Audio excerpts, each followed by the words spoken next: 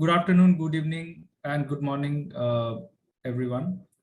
I am Partha Ghosh. I manage climate change emerging area group for MicroSave Consulting. We have organized this plenary session for our climate change agriculture virtual breakfast club with the grand objective of bringing the solutions providers who basically are the tech-enabled startups who are working in the field of ag tech and climate tech to understand where they are right now in terms of offering solutions to the climate resilience of smallholder farmers. How is the ecosystem responding to their requirement?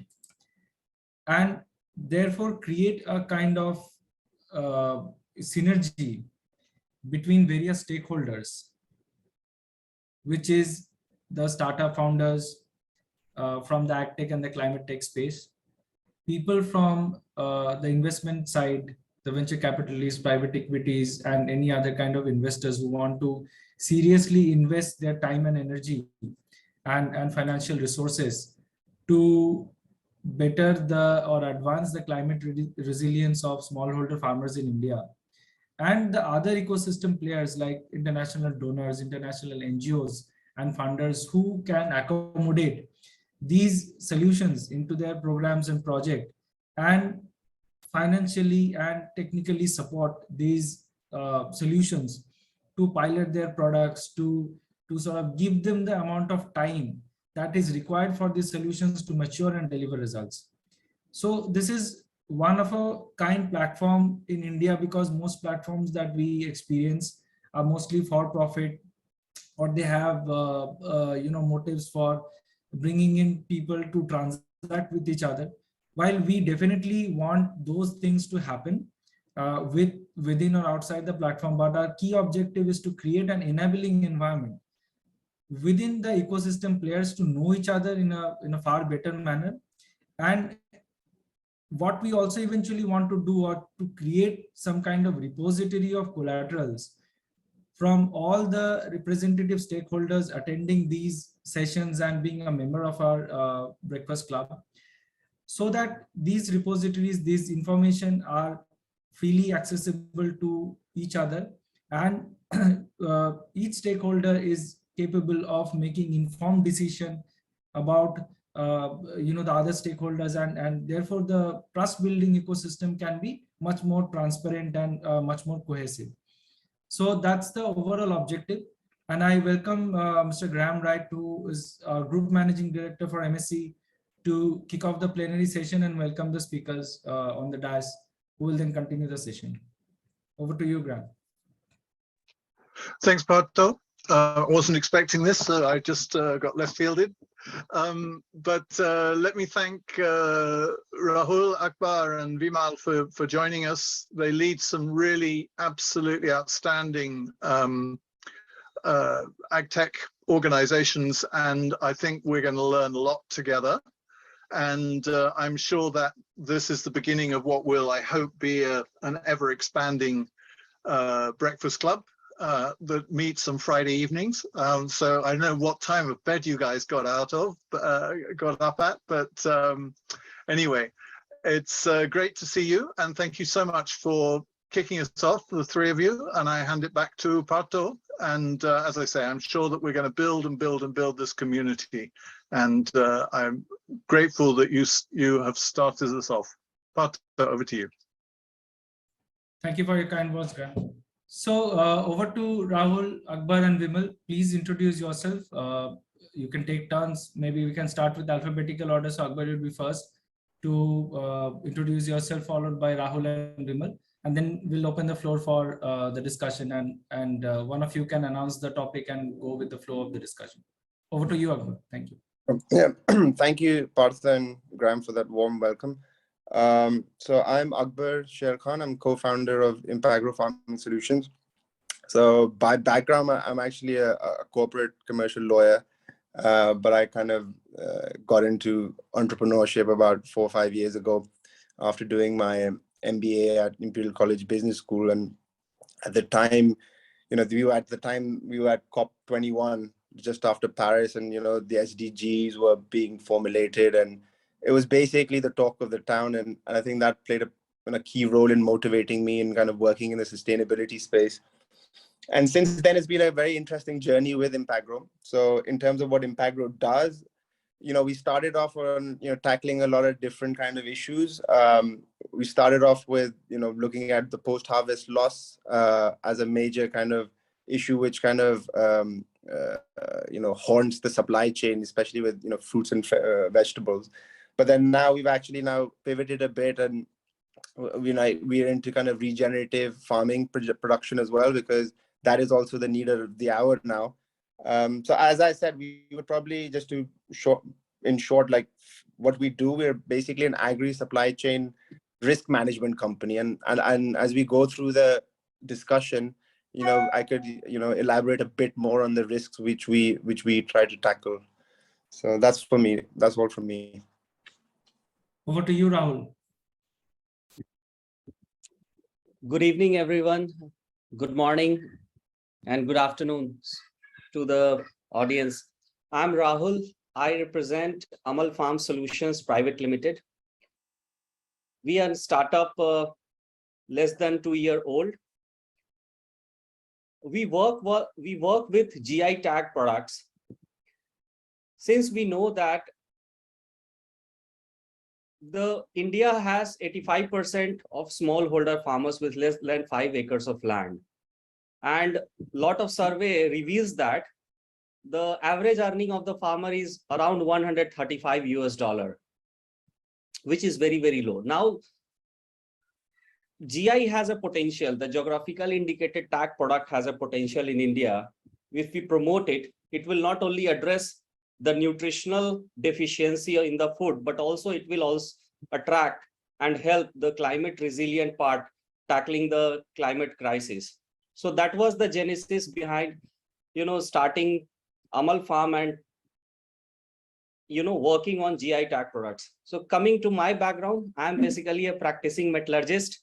I worked in steel industry and did my MBA. And then for the last 7 years, I'm into agri space, worked with a couple of agencies in startups. And then now last 2.5 years, we have started Amal Farm and we are doing reasonably well. So during the course of discussion, we'll open up the topics, how we are solving the challenge as a grassroots level. Thank you. Over to you, Vimal. Hello, everyone. Thanks, Partha and MSC for the invitation to be part of this session. So my name is Vimal Panjwani. I'm the founder and CEO of AgriVijay. My background is I'm an engineer and MBA graduate in agribusiness, having spent 10 years in the rural and agtech space, worked with the social impact organizations from ground, building them, taking them to the peak.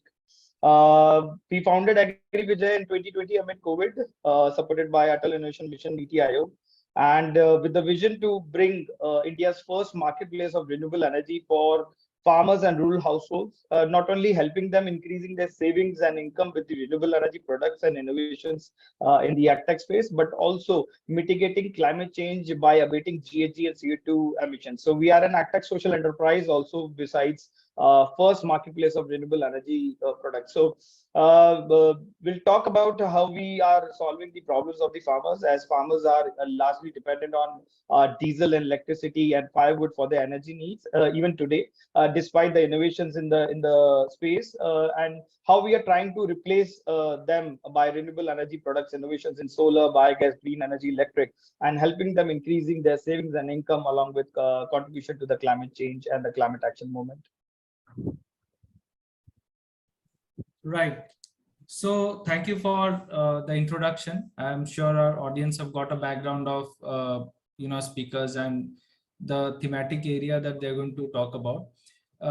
But as a moderator, we will try our best to set the context.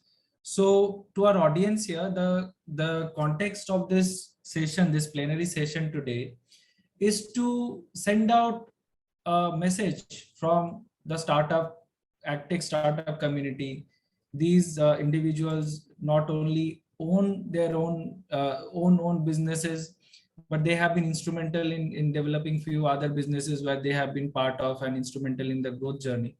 So they would come with the mindset of the agtech industry, and when they speak, they will speak for the industry. And we also have a few agtech and financial institutions in our audience list today. And I request all of you to please use the chat box and the comment box to comment question, which our expert panelists can take up during the Q&A session, which will be at the last 5 to 10 minutes of this meeting.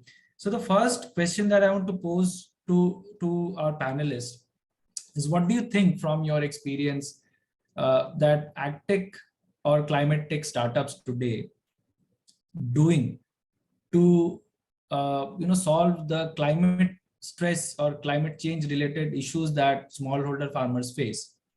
I mean, we are all aware of the kind of stress that the agriculture sector is going through due to periodic, erratic weathers. Monsoons are not frequent. There are flash flooding somewhere. There are droughts somewhere.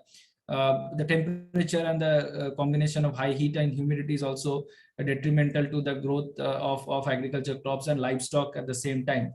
So, given this context, what are the various solution providers in the market doing to address this situation? So we can talk about the solutions that are there from your own experience. So we can go in the same alphabetical order, Akbar, Rahul, and Vimal. Sure.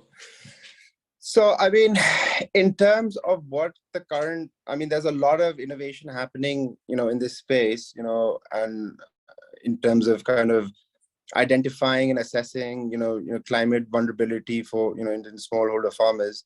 There's technologies like IoT devices, which are kind of measuring, soil data, giving you real-time soil information. You have micro weather stations, which are giving you microclimate, data on a real-time basis. Then you have kind of more remote sensing, satellite,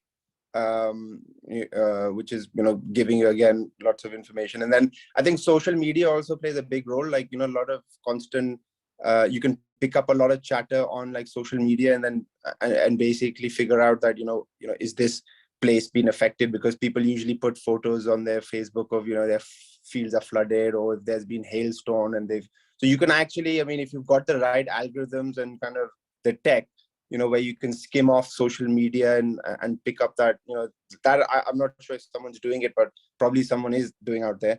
But having said all of this, the problem is the climate challenge is not solely tackling, floods and unseasonal rain. You've got to take a holistic approach, which causes the vulnerability. And yeah, climate is a key part of it, but you've got to look at the wider picture. Is at the time, maybe there's a flash flood in the local area, but what is the current market situation there at the moment, right? What's happening with the prices?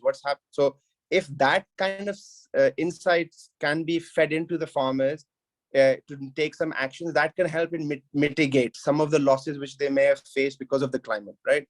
So just telling them about predicting climate, or telling them how the climate might affect their crops, is not the complete story, right? You need to talk about other things which are more directly related to their kind of socio-economic kind of surroundings. So I think where we are trying to, as I mentioned, we're looking at the whole, how do we become a agri supply chain risk management company. So we're trying to manage all the major risks, which not just farmers, but any business has.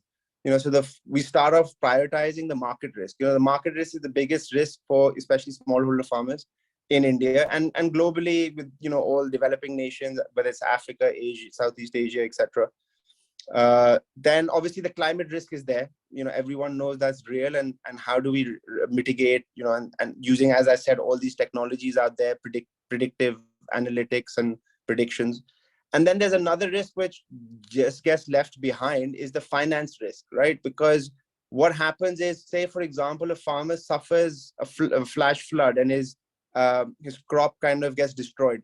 Now, whether he's got insurance or not, no one knows. Second, if he wants to quickly kind of make a comeback, where's he going to get the finances to do it, right? So there has to be something which is predicting, using all the data, and then predicting what the financial needs of this farmer is, and then corresponding it with, how is that farmer's credit risk or how he has been performing in the past year, and then come up with a, risk score, so that in case he suffers a climate event, he has that finance available to kind of stand back on his feet again and get going again. And that's what mostly destroys people, right? Most of the farmers. So I'll stop there and let the other panelists, share their views. So that's kind of my point on this. Thank you, Akbar. Over to you, Rahul. If you can share from your experience basket, what the AgTech startups are doing apart from risk management and ensuring market failure don't happen. What else are happening? First of all, we have to understand that agriculture happens under open sky, and the duration of the crop varies from in something between 50 to 150 days. Now, if the crop is in mid of the season, even if there is a advisory being given to the farmers that there is a hailstorm that is going to come after 10 days or 15 days, or there is a heavy downpour that is going to be expected, a farmer has nothing to do, because he cannot take out the crop and put it in a room. So he has to suffer that loss. Now, how an AgTech or agri space can solve this challenge? That is a question today. Now, there are AgTechs who are solely working on tech side, building a solution which gives the, preventive advisories and curative advisories on top of that. Until it is help, it is not going to solve the problem if the farmer has a time to act on that advisory. And during the season, farmer does not have time to act on that if it's a hailstorm, rain, or something like that. Now, what is the solution? Now, the solution is that how do we encourage the farmers to adopt climate resilient crops? Now, what we are doing in this space here, I would like to discuss. To cope up with the weather-related uncertainties, farmers in Bihar are taking up climate resilient crops such as foxnut, or which we call makhana, which they say are more suitable for the region. We all know that Bihar in India alone produces 90% of the world's foxnut or makhana. Earlier, farmer used to cultivate makhana or foxnut in pond, which was a natural pond. But after facing recurring flood problem, lowland areas are now being utilized for this foxnut farming with the support from the state government and various schemes to promote that. And Amal Farm, I mean, we are creating a strong market linkages model for such kind of crop and helping the farmer to adopt such crop to mitigate the climate risk. Today, the total foxnut area is close to 25,000 hectares in Bihar. And the government is also doing the bit. And they have announced to utilize close to 1 lakh hectare of abundant lowland area for such kind of cultivation. So until we do such kind of massive, implementation on the ground, the farmers of the lowland areas, Tarai belt, anywhere where there is a logging of the water, there is a problem of the water. So the problem is not going to get solved. Now, if we talk about another crop which we are taking up, which is called Kala Namak rice, which is also a GI tag rice grown in the lowland of northern part of the UP, which is the closer to the Nepal border. Now, today the farmers are cultivating this crop close to 50,000 hectares, which is in the lowland of the region, northern part of the Uttar Pradesh. Now, why this is helping them? First of all, these varieties are native varieties, indigenous varieties. These are also disease resistant crop. And then what happens?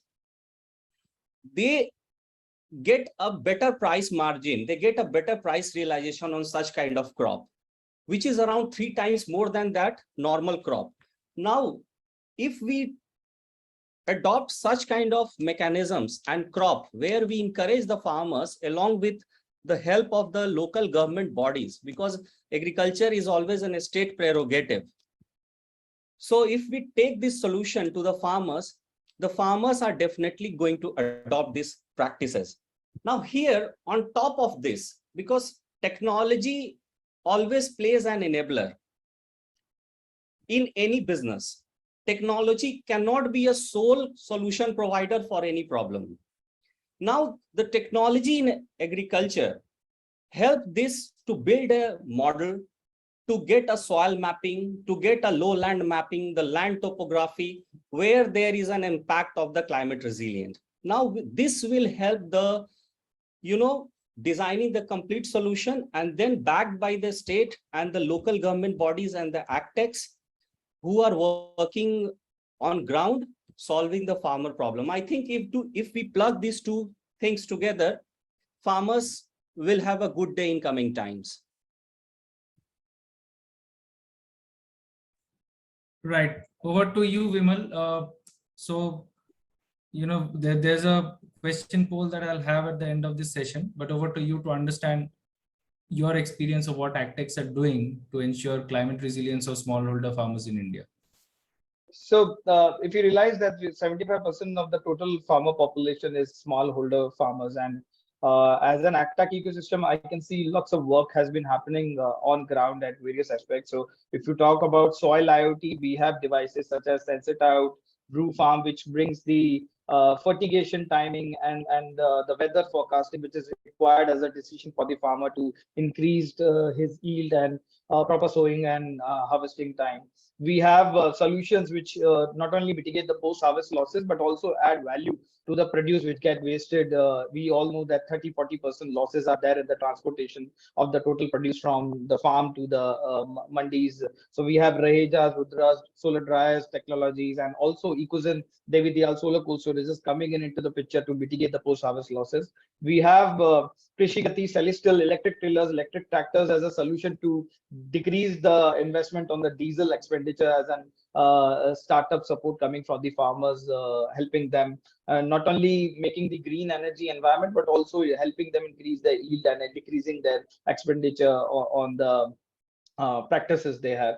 We have GFresh, Wingro marketplaces such as Dehat, Bighat, Gramophone, which are not only linking the agri input marketplace, but also bringing the output linkages, forward linkages, which brings better prices, better value for the produce for the farmers at the farms, which is an important factor, considering we have an unorganized market which is being ruled over the decades, and farmers have not been getting the real prices. And these startups coming in, growing in, I think farmers are now getting better prices for the produce, and also produce are getting transported to the warehouses and the mandis, with minimizing the losses as well.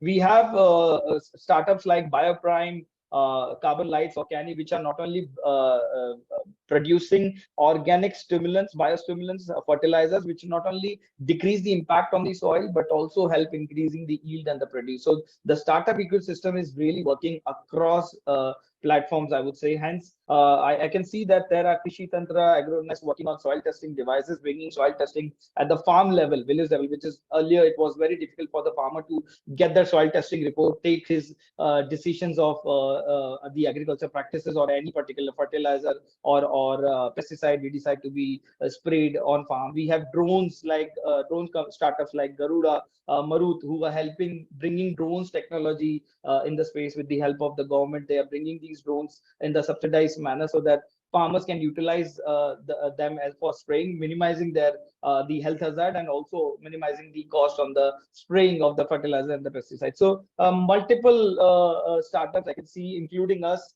who are working in the space, not only increasing their savings and income, focus there, because see, now the challenge has gone too high. We are approaching towards climate crisis, and being an agrarian economy, which is 60% population residing in rural, if these population doesn't, go with the practices which are green and climate friendly or climate action aligned, I think we'll be in a big trouble as a nation as well. Because being a third greenhouse gas emitter, we need to think logically, bring technologies, devices, practices at the rural level, so that farmers, our producers, can become renewable energy producers, consumers, or a green energy contributor in some of the other manner. We can save the soil, we can save the environment, along with increasing our yield and productivity, decreasing the expenditure, and helping us become independent in all manner, in all terms.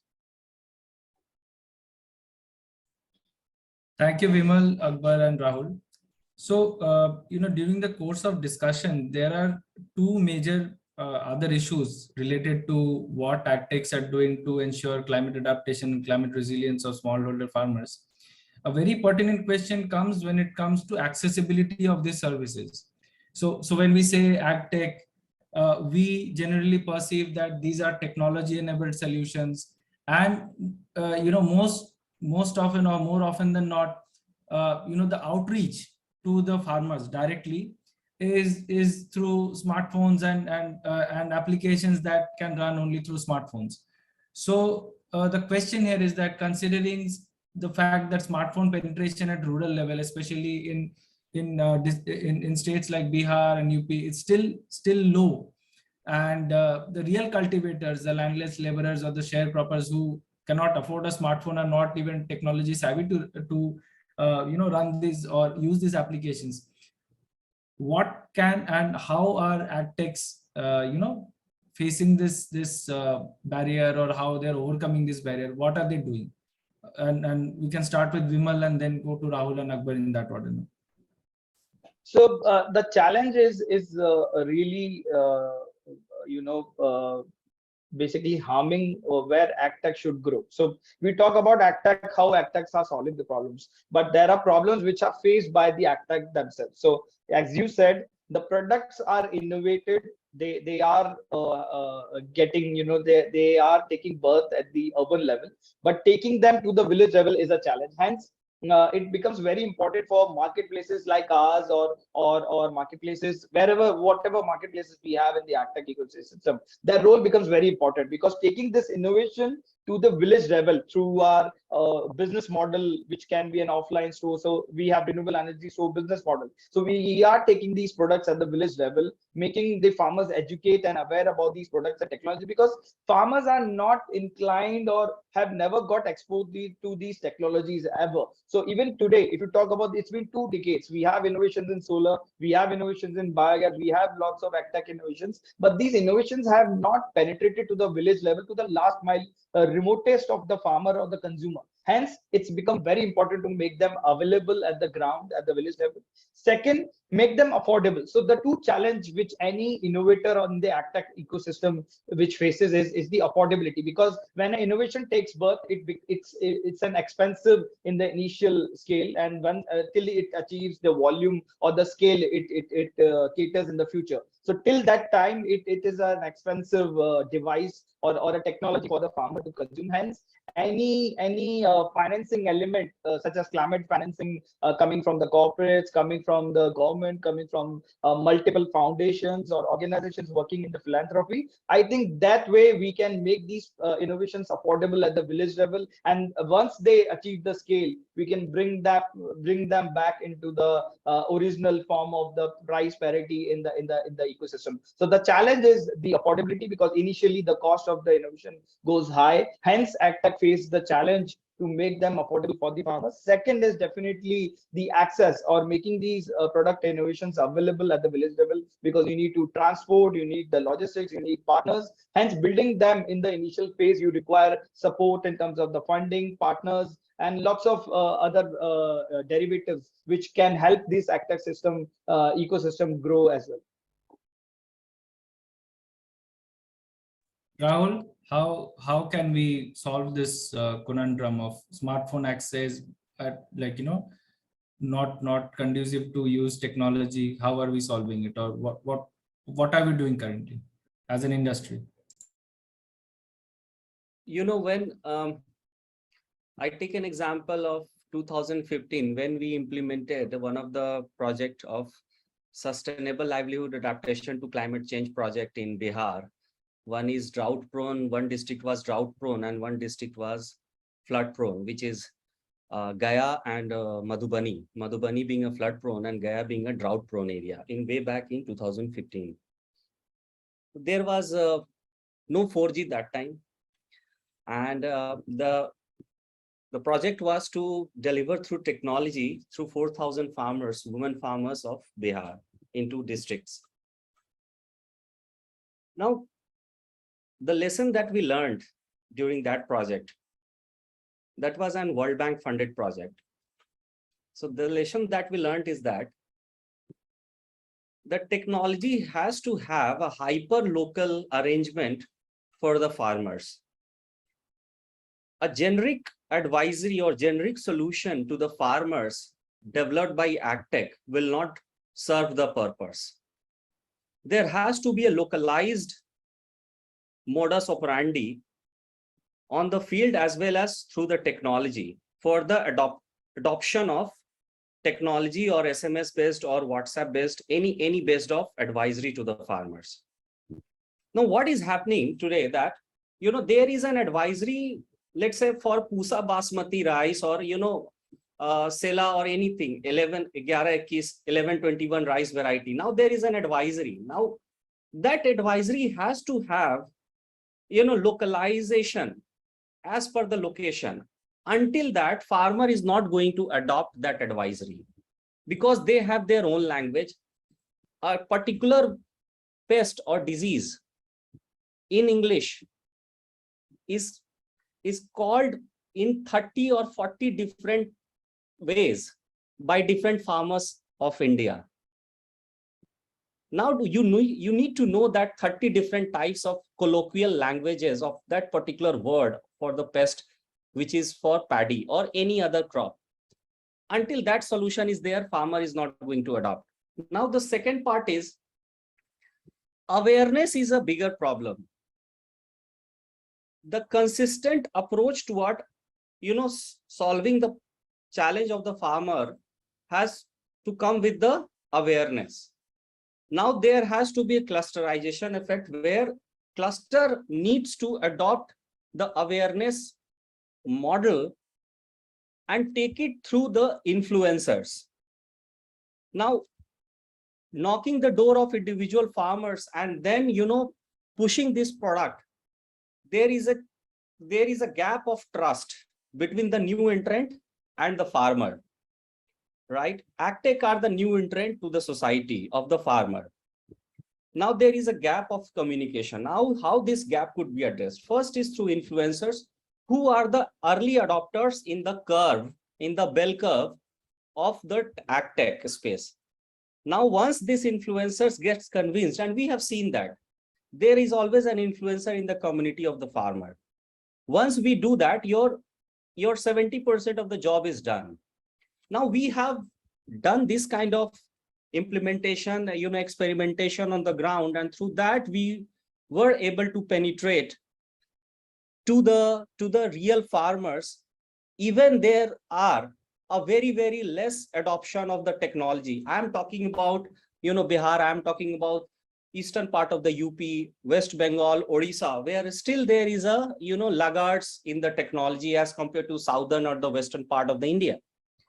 Now, I think these are some of the points which we have observed.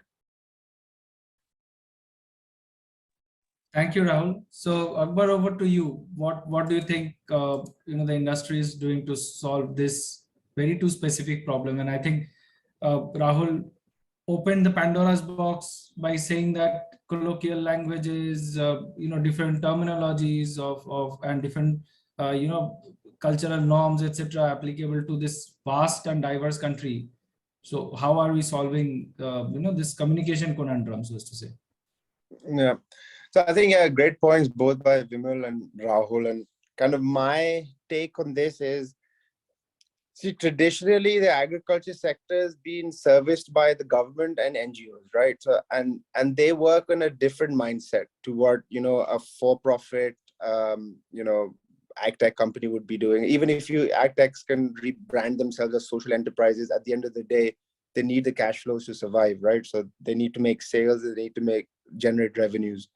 Now, the starting point for the ag tech is very difficult, because there's this big hurdle of like kind of the freebie subsidized culture, which is already embedded into the ecosystem. Now, how do you overcome that, right?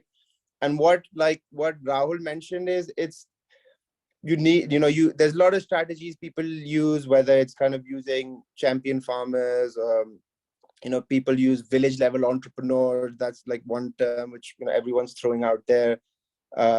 Using like nodal agencies, like now the government's pushing KVKs, which are the Krishi Vigyan Kendras, encouraging startups to work with them because they already have a base and some kind of network amongst the farmers.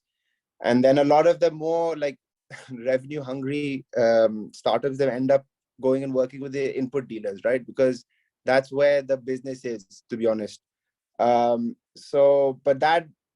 then everyone has their own kind of agendas, but working with input dealers will never be able to solve the sustainability issue, right? Because they will always be skewed towards margins and kind of selling products which, whether they're highly toxic or not, they don't care, because at the end of the day they need to make the sales and make their margins. I mean, at the end of the day, they need to make a living themselves, in a very harsh environment, which is like rural India. So I think startups are implementing all these kind of strategies, as I said, VLEs, champion farmers, etc. And this all boils down to that, no matter how good your tech is, it all comes down to the human side of your business, right? Because it's the communication, right? Like whether Rahul mentioned about what language you communicate, and if you dig a bit deeper, it goes down to the psychology of the farmer. So when ag tech startups are designing their products and services, they really need to like get into the shoes of the farmers, and everyone says, but it doesn't happen sitting in Gurgaon and in a co-working space. That's how you don't understand the psychology of a farmer, sitting in Gurgaon or Bangalore or whatever. You really need to go there and you've got to experience it, because there's a lot of spatial awareness you need. You need to be on a farm to understand how a farmer thinks, what he looks at, how does his mind work, so that is very important, because your product is going to be treated that way. Because you think that, oh wow, I'm going to create this marketplace and farmers will, at a click of a button, just buy my product and we'll ship it to their doorstep, etc., and they'll keep doing this for the rest of their life. But it's not, because you don't really know how he might try it out for one or two times for just for fun's sake, but to really get him to work, you really need to get under his skin. So I think, and that is a tough and expensive proposition. Not a lot of startups can do that. That's why they end up just staying in the labs and staying in their offices, because it's difficult. Because what you're against the government and NGOs who basically are running on philanthropic and free money, right? So you're competing against free, versus you going out there and trying to like pitch your value proposition for a farmer to pay money for it. So it is a tough uphill task, but people are getting there. And I'm sure, and this is where what we really need to come up with very interesting, financing models, and where these service providers, whether it's, like these days, the buzzword is like blended finance, right? So you need blended finance, because even commercial investors putting money into startups and then thinking of return don't want to sink their capital in, right? They just want to use it for growth. But then what the startup ends up doing is sinking that cap, because they have to have that, sink that capital. Otherwise, they're not going to get a grounding. So that's why you need that blended finance kind of models for starters specifically. So there's a certain proportion which can be sunk to build those foundations and those roots, and then the commercial finance comes in to kind of scale and grow them. So I think we are developing, the ecosystem is developing, but purely on kind of VC backed money, I think you won't be able to crack agriculture. That's my kind of take. Vijay, over to you. I think Akbar has already opened the thread for the next set of conversations around funding and the challenges. But would like to hear from you what you had on your mind, because you raised your hand. So please go ahead. Yes, just wanted to add on what Rahul and Akbar has said, and I agree what Akbar has said last line.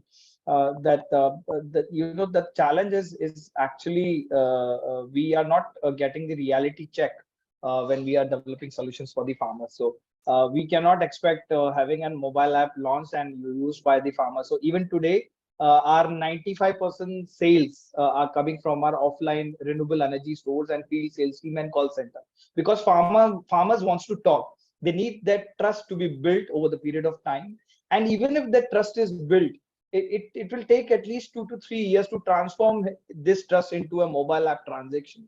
Please understand that. So if you are thinking that you will launch a mobile app and you will have your VC funding and you will grow massively, you might get funding, but you will not grow massively, or you will earn the trust from the farmers, because farmers have been cheated for long now. I have been 10 years working with the farmers on rural grounds. There are lots of companies which have come and gone and have taken the trust and the money from the farmers. So we need to understand that they have burned their hands already. So if you are a new agtech startup ecosystem, you have to first rigorously build that trust at the first level. So as startup, what we talk about, I come from my experience only. Like, we started AgriVijay offline. So if we would have created a mobile app for renewable energy as a marketplace of renewable energy, we would have never grown, because the renewable energy sector, if you talk about it, it works with 1:10. So if you educate 10 farmers, 10 rural households, one is going to buy that solar or biogas or green energy product, because awareness, knowledge dissemination, affordability, everything needs to be done.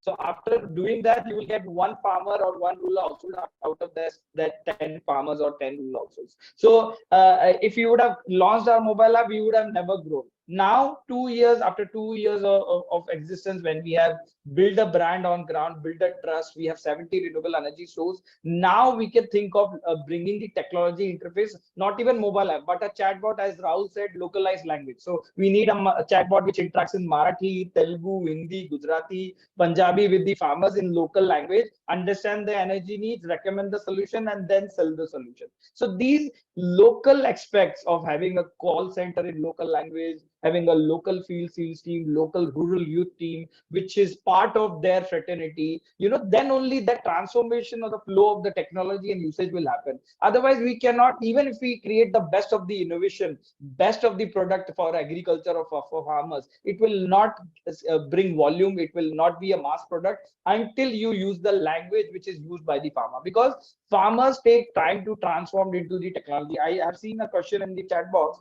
the phone usage or the technology usage. WhatsApp, Facebook was launched a decade ago, but it became friendly after 8 to 10 years for the farmers and rural households. Now they use WhatsApp and Facebook. So please understand, it takes time, that technology confidence to build for the farmer fraternity. We are 60% population directly or indirectly working with agriculture and rural fraternity. We need that trust to be built, and as the culture we bring in, we need that trust to be built on before we become a brand, or before we become the first product or the company used by the farmer or rural household. Awesome. So I think that we are what we are listening from our panelists are great insights, how translation of technology into the rural sphere, whether it is India or East Africa or some other country, it's not that easy, and we basically started scratching the surface, and it will take time for these technology to seep in. So there are two very interesting questions that have come up. So one is from one of my banker colleagues. So he wants to understand, all these advisory services that AgTechs potentially are trying to deliver, and the revenue model that the AgTechs are trying to develop around it. The question is, can the value chain be involved in it, and how it can be? The second question is absolutely relevant in this context, that if a AgTech startup or a climate tech startup is focusing on only solutions and product that aim at sustainable agriculture, say nature-based solution or carbon sequestration or generating carbon credits from the soil, how from your experience, what is the result? How have you seen the reception of the farmers to these kind of technology and involvement of the value chain in ensuring that advisories and all these climate smart technologies are adopted by the farmer? What's your experience? What, like, two pertinent question, but I think the answer can be blended into one. Akbar, Vimal, Rahul, want to go first? I can take the question. Okay, sure. So the climates, I mean, carbon sequestration or carbon farming, or, relating the carbon sequestration with the NBS solution. It's not a new, but in India, we are seeing this trend. Now, we should understand that the technology, such kind of technology is coming from the West, where the farm size is into hectares. One farm size is around 20 to 30 hectares or 50 hectares. Now, if we see the farmers in India, it is less than a hectare average land holding size. Now, what is happening? Out of the 80% of the small and marginal farmers in India, in that 80%, more than 70% are landless farmers. They don't have ownership on the land today. So the problem, if we connect with this carbon solution or the carbon-based or nature-based solution, has two different angles to think. First of all, the ownership of the entire program on the name of the farmer. The second aspect is that the abuse of the soil that has been done over the decades after the Green Revolution. Now we have done multiple soil testing for our GI tag crops, and it would be, we were surprised to know that some of the percentage of SOC or soil organic carbon matter in the soil is around 0.3 to 0.4%, or even 0.45%, which is way less than. So now, if we plug such kind of solution by improving the soil condition from 0.3 to 0.45%, it will take ages to increase the dynamics of the soil. Second is cost part related to the income. Now, per unit economics with per farmer, if we talk about nature-based solution, can only be possible if we have a program where in 3 to 5 years of time frame, you drastically improve the SOC of the plot of the land or of the soil. Until you do that, the economies on the ground on the project for a nature-based solution is not feasible at all, especially into agri segments, sustainable land and agriculture management solution. If we talk about blue farming or mangrove farming or bamboo cultivation, there is a different story. But such kind of agriculture, actual agriculture, and this also, if we talk about, the main culprit is paddy farming, where the water logging itself generates methane gas, the GHG emission. Now, how do we overcome that challenge? So these are the questions which always revolves around when we try to plug in the carbon farming or carbon sequestration with the context of Indian agriculture, especially the farmers having, a small holding size, as well as the farmer ownership on the land is not there. That's my take. Vimal, Akbar, you want to go before we pose the final question? Yeah, just quickly, I was just doing checking. So just on what Rahul was saying, that, the carbon credit story to a smallholder farmer is still is a fantasy, right? I mean, but the way we are pitching it, because we're doing a few carbon farming projects in India as well. But what we're saying is, look, guys, you start making changes in the practices you use, right? And we'll get you premiums for that. For example, if you're adopting regenerative agriculture, you're following those practices, or you're even just complying with IPM and MRL practices so that you can unlock export markets and then maybe get paid better for your crop. That's what the farmer wants to listen. They don't want to listen that, oh yeah, there'll be, you'll sequester something called a carbon credit in your soil, and then that has a value currently of like $30 per ton, and you'll become like, you'll earn so many thousands of dollars. So but however, we still need to sensitize the farmer. So what we say is, make the transition, make the investment, and the carbon credits is going to be for your future generations, right? Your children will reap the benefits of the carbon credits because your farms will survive, your soil will survive. It's more like an FD. You're basically doing an FD, and the FD will mature, and in the form of carbon credits. Your land will mature if you change your practices now.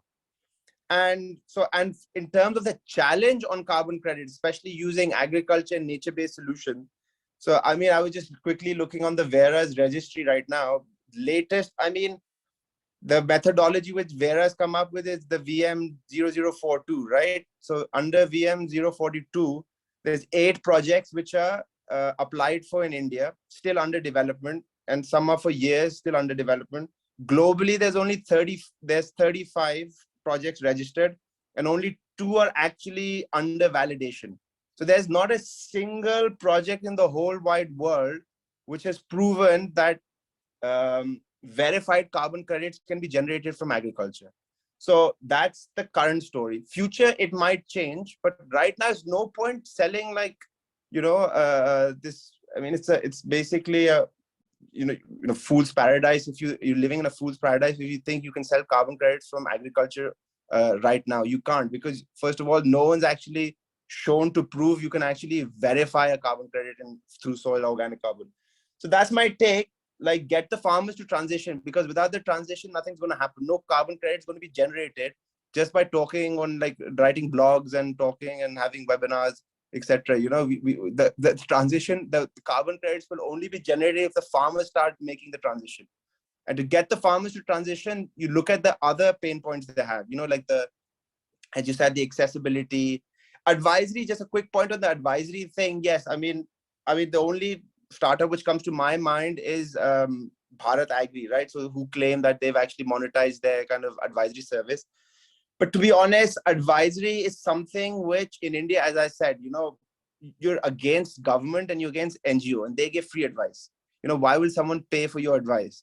It has to be bundled in, right? Your advisory has to be bundled in, because there's 2 major transactions which the farmer engages in. One at the start of the season when he's buying his input, and one at the end of the season when he's selling his output. Yes, there's a few transactions in the middle where, because there's pest attacks, etc., you have to buy as a reactive basis. He engages in transactions, and then other transactions are to do with labor, etc. So then you've got to bundle in your advisory and recover the cost in either the input side or the output side, right? No one's going to stand alone pay you for advisory. That's kind of my take. Vimal, you want to go with your thoughts? Yes. Yes. So as adding to what Akbar said, yes, carbon credits is still a fantasy. The reason is farmer has nothing to do with your carbon credits, climate action. He doesn't understand that. Please understand. The value proposition for a farmer or rural household is increasing his savings and increasing his income. So you have to link with that. And even today, as AgriVijay, we try to build that in our recommendation, in our energy advisory. So whenever we are recommending our biogas digester or a solar water pump to a farmer, which mitigates 5 tons of greenhouse gas or a CO2 emission as a product annually, we don't tell that it will mitigate 5 tons annually and it will bring climate action movement. We tell them it will bring 2,000, 3,000 rupees savings per month for him in case he installs that product and uses his product to treat his animal waste, produce clean cooking fuel biogas or organic fertilizer, or use solar water pump replacing diesel to stop burning diesel in order to save his savings or expenditure on the diesel side. So the carbon credit value propositioning for the farmer is different. Definitely, it's still a fantasy, as Akbar said. We have onboarded 250 plus farmers with renewable energy products in biogas solar, and we are part of one of the Vera registry project, as Akbar said, where we have registered ourselves to get the carbon credit. So bringing the carbon credit to us as an organization is a challenge. Forget about the farmer, because the quantum of getting into the carbon credit registry is huge. You cannot have some tons and get the carbon credit. So until unless we are massively abating GHG CO2 emissions, we will not get the carbon credit. So until unless we are doing a corporate project with multinational company installing thousands of biogas digesters, thousands of solar inverters, or thousands of soil projects, we will not get massive contribution in tons in GHG CO2 emission to get the carbon credit. So that goal can be achieved if government corporates do work with agtech startups. So it's time that they should give paid pilot work opportunities to startups, collate this into a big project, get the carbon credit, and then you might inseminate the benefit to the farmers or to the agtech startup ecosystem. So that can be done, but it's time that we should work all together rather than individually working, because if you're working individually, carbon credit, climate change is a way far-fetched goal, and it will remain fantasy forever. And as I said, as said by Akbar on the advisory space, you have to bundle that advisory with the product, because a single advisory will not work. So at AgriVijay, we advise, we have the energy advisory, we understand the waste availability at the farmer's end, understand the energy needs, recommend the solution, sell the solution, finance the solution, install the solution. Then only farmers are listening to us. Otherwise, simple advisory, there is lots of free advisory in the ecosystem, as Akbar said. So I'll shut my point on that note. All right. So thank you, Vimal, Akbar, Rahul, for this wonderful discourse on what agtechs are really doing in the respective space, and how difficult it is to address the issues of sustainability, climate change, and get it down to real business while also trying to be profitable. So as Akbar hinted, that a massive amount of capital has to be sunk to create ecosystems for agtechs to operate as businesses and not thrive on subsidies and grants and essentially chased by the capitals that are required to sort of grow or scale these solutions. So I want to conclude this session with a promise that in the next month's session there will be our stellar panelists, some of them from our stellar panelists, and representatives from the capital side, who would contest and kind of have a very strong point of view exchange with our stellar panelists. And anyone who wishes to speak in our next round can definitely write to us, and we will sort of set out the context for you. But we will retain Rahul, Akbar, and Vimal, and along with a couple of other people from the investment side, to really discuss, contest on a very threadbare kind of analysis as to where therefore is the need for the supply side, which is the investors, the donors, and the other ecosystem players, financial institutions, to adopt the technology, sink in the necessary capital that would enable the scaling of the solution, and identify the problems as they are, not what they want to hear, or envisage that, okay, if we are running a carbon sequestration project, it should be done by a solution that is already there. It's much difficult. It's much more like the implementation challenge is much more than what we essentially perceive. So thank you, all of you from India and from outside India who have participated to our first and the plenary session. I think we have set out a very strong context with our stellar panelists, our experts, and in the next session we'll definitely come along with more people from different backgrounds, and we'll have massive debate, heated up debate, we expect, and that's basically the purpose of it, to purpose of this platform, to basically have exchange of ideas and take this forward to identify those critical solutions that really can be impactful to the lives of smallholder farmers. So thank you all. Thank you, Rahul, Akbar, and Vimal. And I request Graham to close this plenary session with parting comments. Over to you, sir. We're overdue, so parting comments minimal, but I have to say, guys, that was really, really informative. It was just fantastic, and I really appreciate the time you gave us. Thanks so much, and the work that you are doing and the insights that you bring is positively inspiring. So kudos to you. Thanks so much, and let's keep talking. And eventually, really try and get beyond some of the challenges that you so eloquently, discussed. Thank you so much for your time, and have a great weekend.